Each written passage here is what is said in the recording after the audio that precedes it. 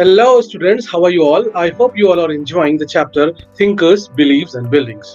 In this last video segment, I will discuss about two or three very important topics. The Sanchi survived, but the Stupa of Amravati did not survive. It will be the major part of the discussion. Secondly, we will discuss how the Stupa was discovered. And thirdly, we will be discussing about the sculpture of this period. As far as Sanchi is concerned, it is the most wonderful ancient buildings in the state of Bhopal are at Sanchi Kankhera, which is a small village under the brow of a hill some 20 miles northeast of Bhopal. 19th century Europeans were very interested in the stupa at Sanchi. In fact, the French sought Shah Jahan Begum's permission to take away the eastern gateway, which was the best preserved. Shah Jahan Begum was a ruler of this area, to be displayed in a museum in France. For a while, some Englishmen also wanted to do the same, but fortunately, both the French and English were satisfied with carefully prepared plaster cast copies, and the original remained at the site, part of the Bhopal estate. The rulers of Bhopal, Shah Jahan Begum and her successor, Sultan Jahan Begum, provided money for the preservation of ancient site. No wonder then that John Marshall dedicated his important volumes on Sanchi to Sultan Jahan. She funded the museum that was built there as well as the guest house where he lived and wrote the volumes. She also funded the publication of the volumes. So, if the stupa complex has survived, it is in no small measure due to wise decision and to good luck in escaping the eyes of railway contractors, builders, and those looking for funds to carry away to the Museum of Europe, one of the most important Buddhist centers. The discovery of Sanchi has vastly transformed our understanding of early Buddhism. Today, it stands testimony to the successful restoration and preservation of a key archaeological site by the Archaeological Survey of India.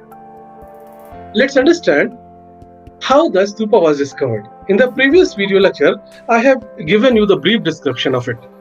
I had told you that a local Raja in 1796 found the relics of the Sanchi stupa. Colin Mackenzie visited the site, although he found several pieces of sculpture and made detailed drawings. In 1854, Walter Elliot collected several sculpture panels and took them away to the Madras. These panels are called the Elliot marble after him. I have told you in the previous lecture. Now, H.H. Cole was very instrumental because he was against the looting of the original works of the ancient art. He said, "It seems to me a suicidal and indefensible policy to allow the country to be looted of original works of ancient art." H.H. Cole was against the looting of original works. What he believed that the museum should have plaster cast facsimils of sculptures, whereas the original should remain where they had been found. But Cole did not succeed in convincing the authorities about Amravati, although his plea for in situ preservation was adopted in the case of Sanchi. Now, the question is, why did Sanchi survive while Amravati did not? There are certain reasons. First reason is the rulers of Bhopal, that is Shah Jahan Begum and her successor Sultan Jahan Begum, provided money for its preservation. It was not similar in the case of Amravati. Second, they funded the museum, funded the guest house where John Marshall lived, who was the director of the Archaeological Survey of India and wrote the volumes about Sanchi. She also funded the publication of the volumes. Sanchi stupa escaped from the eyes of railway contractors, builders, and those looking for finds to carry away to the Museum of Europe. But it was not the case of Amravati. Seventh, instead of taking the original gateway of Sanchi, both the French and English took its plaster cast copies. They were happy with that. H.H. Cole was against the looting of original works of ancient art. 19th century Europeans were very interested in the stupa at Sanchi. So these are the 9 reasons why Sanchi survived while Amravati did not. Now, why Amravati did not survive? Amravati was discovered before scholars understood the value of its preservations. In 1854, Walter Elliot collected several sculpture panels and took them away to Madras. It was misfortune of Amravati. The concept of coal, the ideas of coal, that original artifact should be preserved over there at that site.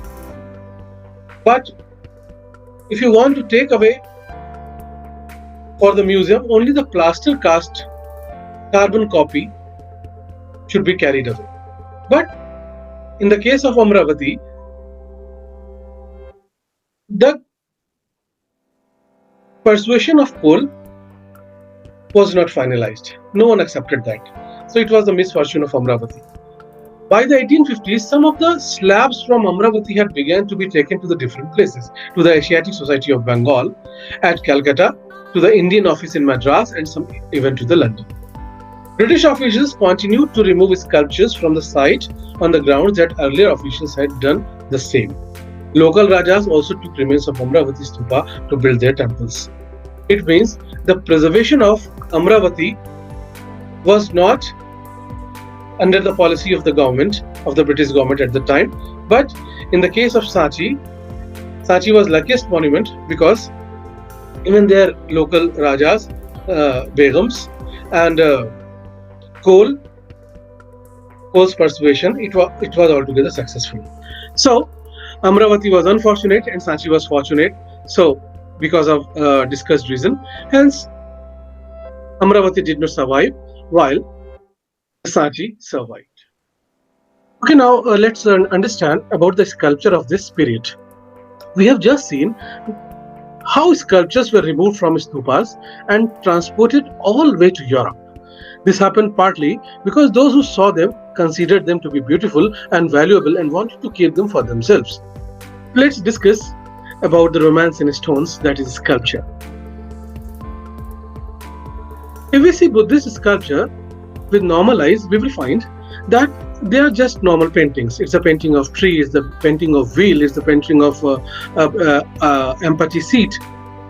But to understand its meaning, historians often try to understand the meaning of sculpture by comparing it with textual evidences. What are the textual evidences? I have told you in earlier videos, that is hagiographies. Hagiographies are the biographies of the saints.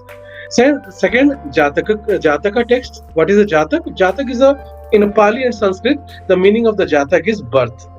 It is the voluminous body of the literature concerning the previous birth of Gautama Buddha in both human and animal forms. There are a number of stories in which Buddhas are treated as avatara of animal, avatara of different caste. So it is the very important text. When we see any of the paintings carefully, any of the sculpture carefully, we find it is related with those Jatak text, or it is related with the hagiographies or the biographies of the saints. Now, many early sculptures did not show the Buddha in human form. Instead, they showed his presence through symbols. For example, when we analyze hagiographies, we find certain symbols associated with Lord Buddha. For example, the empty seat. It was meant to indicate the meditation of the Buddha, how he meditated. It is the empty seat. Whenever there is any empty seat in any sculpture, it means it is showing the meditation of the Buddha. Now, Mahaparinirvana. I mean, his death is called the Mahaparinirvana. I have told you in the previous video. It is depicted as a stupa. When you see the symbol of stupa, as here is mentioned, then you will find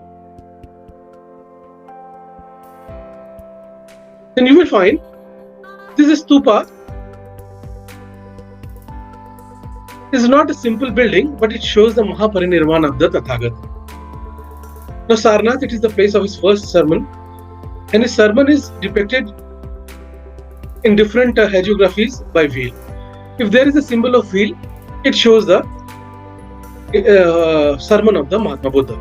Now the tree, here the tree is depicted, it means the enlightenment. As I have told you, in Bodh Gaya, under the tree, Buddha's quest to knowledge completed and he enlightened and became the wiser person, so he was called a Buddha. If a tree is there in the sculpture, it denotes his enlightenment. Now, historians studied different Jatakas very carefully. And what is Jataka? This is the story about a generous prince who gave away everything to a Brahmana and went to live in the forest with his wife and children. This picture which is depicted, if you see with the normal eyes, you will find it is a simple picture. But if you go to the Vesantar Jatak, then you will find no, it's related with the history of Buddha. This is a story about a generous prince who gave away everything to a Brahmana and went to live in the forest with his wife and children. This story is depicted, this sculpture is depicted in a north gateway of the Sanchi Stupa. Now, not only Buddhist tradition was incorporated in the sculpture, but some non-Buddhist sculpture was also incorporated in the sculpture. It is the process of acculturation, because different followers from different sects followed the Buddhism, and after following the Buddhism, they created certain sculptures in which their beliefs, their faiths also depicted. For example, it is the picture of a woman who is climbing on the tree. This was the woman who caused trees to flower and bear fruit. It is likely that this was regarded as an auspicious symbol and integrated into the decoration of the stupa. This is called the Shalbhanjika. This is not the culture of Buddhist tradition, but it is the culture of Hindu tradition. It is the amalgamation of Hinduism with non-Buddhist cultures. It shows.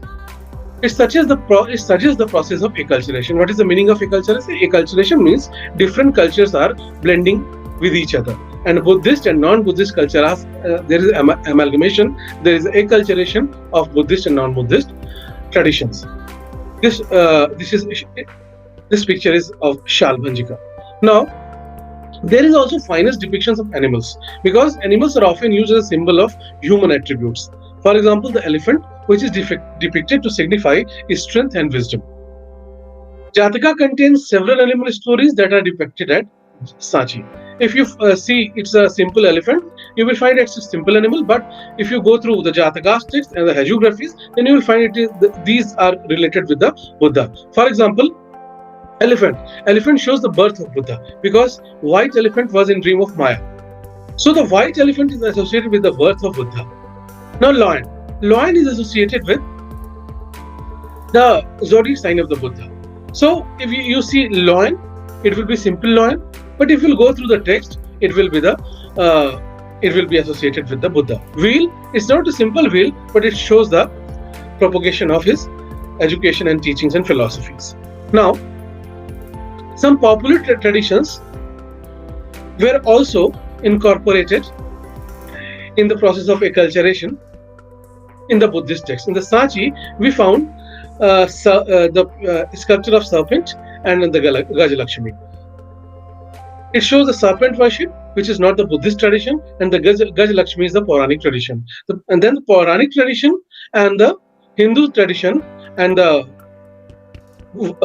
worship of serpent, it all was assimilated with the Buddhist tradition. It means Buddhist and non-Buddhist tradition, they all are coming together and enriching the sculpture of Sanchi. I hope you enjoyed this chapter. You learned this chapter. Thank you so much for your patience. Have a nice day.